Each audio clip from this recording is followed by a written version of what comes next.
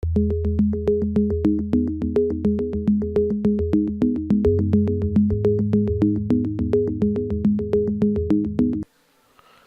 all, bonsoir ses amis, bonjour tout le monde, bienvenue dans cette nouvelle vidéo de la formation AlgoBoss.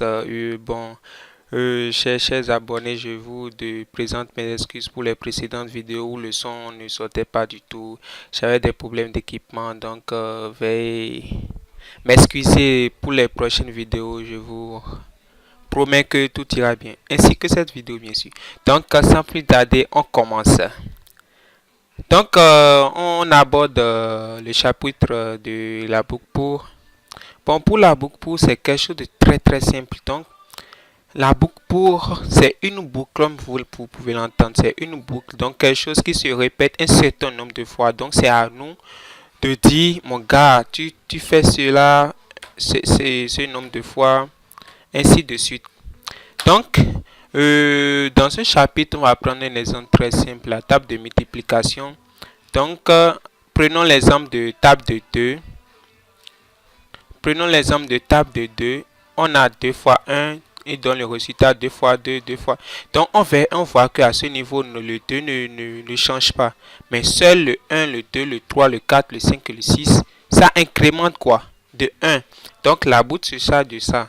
À chaque boucle, c'est-à-dire lorsqu'il finit ici, lorsqu'il viendra ici, ça fait plus 1. Il viendra ici, plus 1, ainsi de suite. Donc, on va réaliser ce programme dans c'est juste quelques lignes. Donc, on crée d'abord une variable. On va demander à l'utilisateur d'entrer son nombre, le nombre qu'il veut faire cela. Donc, on peut déclarer la variable d'itération. Itération, pourquoi? C'est-à-dire ce nombre qui va incrémenter. Voilà la variable itérée. Donc, lorsqu'on vient ici, on aborde notre algorithme. Donc, voilà, ajouter pour... c'est à ce niveau. Donc, on verra qu'ils ont pour n allant de combien à combien. Voyons notre table de multiplication. Ici, c'est de combien à combien? C'est de 1 à 10. Donc, ça incrémente de 1 à 10. Donc, dans notre algorithme, on doit mettre pour i, c'est la variable itérée, il faut n'oublier pas. Donc, pour i allant de 1 à combien? À 10. Vérifions. Oui, voilà, de 1 à 10. Donc, à ce niveau de 1 à 10, pour i allant de 1 à 10, on fait quoi? On affiche la table de multiplication du nombre que l'utilisateur a entré. Exactement. Donc, à ce niveau, on met d'abord le nombre que l'utilisateur a entré fois la variable i est égal à n fois i. Donc, on affiche la variable n. On fait une nouvelle ligne. On met un espace. On met OK. Et on met la variable itérée i. On met d'abord le signe de multiplication. Donc à ce niveau, on vient mettre le signe de multiplication. On vient mettre OK. C'est juste pour l'embellissage que je fais tout ça là. Donc ce n'est pas quelque chose d'obligatoire. Donc n fois i, on affiche la variable i. Donc, et maintenant on dit égal à, on affiche message égal à, voilà. Maintenant dans cette on va aborder un autre concept. Voilà, voilà, afficher calcul. Non, on a la possibilité d'afficher un calcul. Maintenant ici c'est quel calcul on va afficher? On va afficher n fois i. Parce que pour trouver, par exemple, à notre niveau, 2 fois 1, on fait 2 fois 1. C'est le calcul de 2 fois 1, on fait pour trouver le résultat ici. Donc, voilà, c'est ce qu'on a pu faire. Donc, à chaque fin de boucle, il y aura un retour à la ligne. Donc, ici, un message, un retour, ajouter un retour à la ligne. Donc, lorsque ça commence, i allant de 1 à 10, premièrement, i est égal à 1. Donc, ça fait n fois 1 est égal à NI. Donc si ça finit, ça fait un retour à la ligne, ça recommence I égale à 2, ça recommence I égale à 3, I égale à 4, I égale à 5, jusqu'à I égale à 10 avant de s'arrêter. Donc on teste notre algorithme.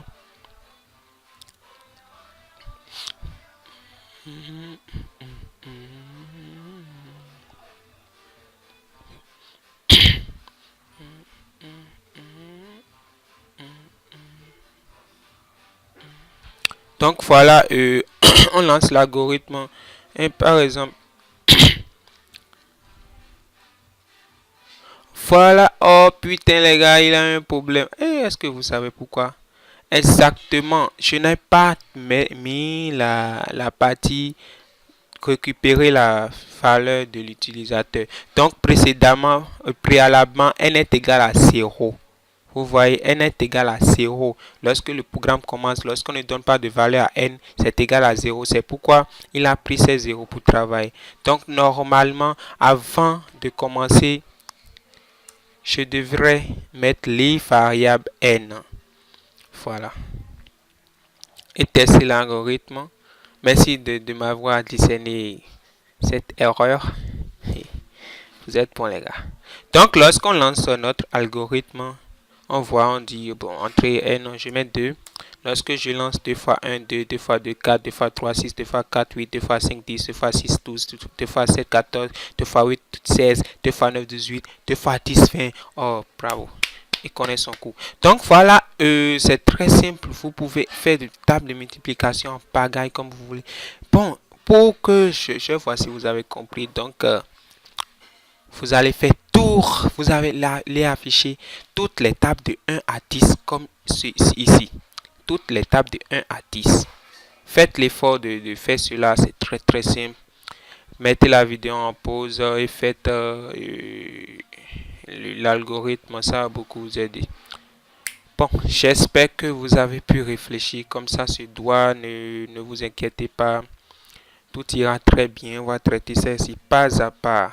On verra quoi faire et ce qu'il ne faut pas faire. Donc, premièrement, on ne demande rien de l'utilisateur parce qu'on veut afficher la table de 1 à 10. Donc, l'utilisateur n'a rien à entrer. On supprime le bloc N. Et on supprime le bloc, la ligne variable et on ajoute une autre variable chi par exemple. Parce que c'est aussi une variable d'itération où on va itérer. Donc, premièrement, pour i allant de 1 à 10,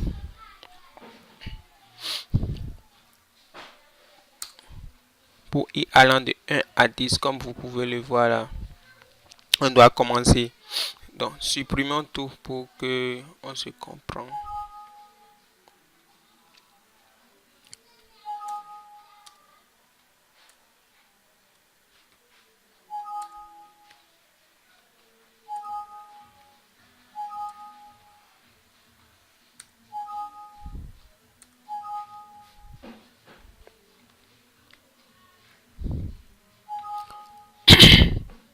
Donc les gars, on commence avec notre algorithme. Donc premièrement, on fait quoi? On fait notre pour i allant de 1 à 10. Regardez, notre i se chargera de ça, de ces 1-ci. Donc le i de ce 1, 2, 3, 4, 5, 6. Ça incrémente comme vous pouvez le voir. Et le j se chargera de ces 1, 2, 3, 4, 5, 6. À ce niveau dans la boucle. Donc c'est une manière de dire qu'il aura la boucle chi dans la boucle i. J'espère que vous avez compris. Ici on utilise encore les boucles imbriquées. La boucle chi dans la boucle i. Ainsi de suite. Donc à ce niveau, dans la boucle i, comme vous pouvez le voir, on crée encore la boucle chi. Chi allant de combien? 1 à 10 effectivement. 1 à 10. On valide. Donc avant même d'aborder à ce niveau d'aborder la boucle chi, on affiche un message, on dit comme ils l'ont fait sur notre schéma, table de met espace, on affiche la variable, table de i quoi. C'est-à-dire lorsque ce serait 1, il y aura un retour à la ligne. Lorsque ce serait 1, ça met table de 1 à ce niveau. J'espère que vous avez compris. Donc, dans la table J, on fait quoi? Ce qu'on a fait précédemment, c'est-à-dire la table I, on affiche I fois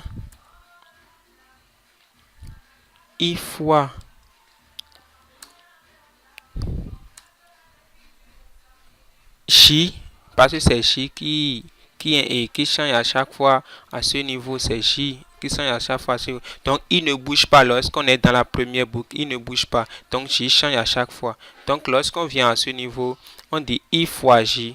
Donc, on affiche encore la variable J comme cela. Donc, on affiche notre message en mettant une égalité. Donc, égal à quoi? On affiche calcul I fois J. Simplement. I fois J. Donc, lorsqu'on finit avec ceci, on fait un retour à la ligne. Donc, espace, ajouter un retour à la ligne. On met OK. Donc, à ce niveau, lorsqu'on commence, ici, I est égal à 1. Donc, ça vient table de 1. Et ça commence J. Ça va être 1 fois J est égal à 1 à ce niveau. 1 fois 1 égale à 1. Il fait retour à la ligne.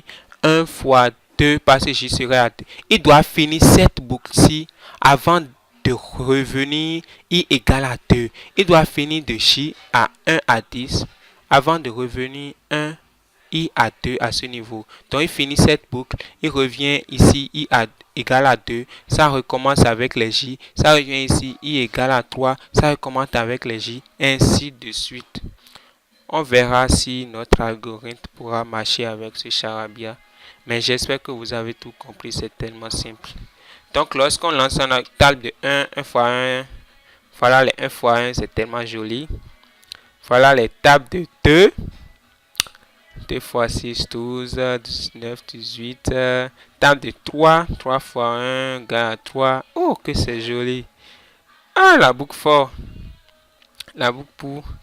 Ça nous aide énormément. C'est en anglais la boucle for. Donc, comme vous pouvez le voir, c'est très simple. Très joli. Vous pouvez faire de grands logiciels avec cela et apprendre aux enfants la table de multiplication comme vous voulez. Donc voilà, table pour.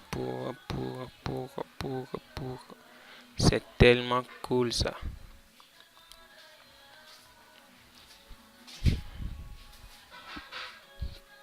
Donc les gars, franchement c'est trop cool. Vous avez très bien compris. Vous pouvez aller en mode pas à pas pour pouvoir comprendre tout ce qui s'est passé.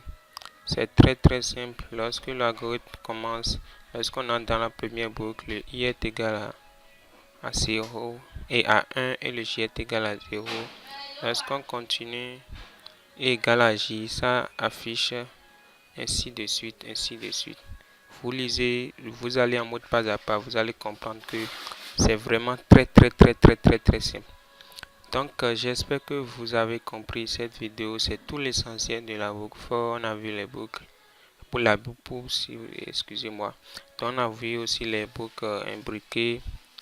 J'espère que vous avez compris. Si vous avez des soucis ou des programmes à réaliser avec ces genre de boucles, n'hésitez pas à poser vos questions dans les commentaires. Je suis ravi de les répondre. N'oubliez pas de vous abonner à la chaîne. C'est très essentiel parce qu'il y aura d'éventuelles vidéos. Parce que dans la vidéo suivante, on va aborder la boucle. Donc soyez au courant, abonnez-vous et vous ne raterez qu'une vidéo. Bon, j'espère que vous m'avez compris. Donc on se donne rendez-vous à la vidéo prochaine. Ciao tout le monde.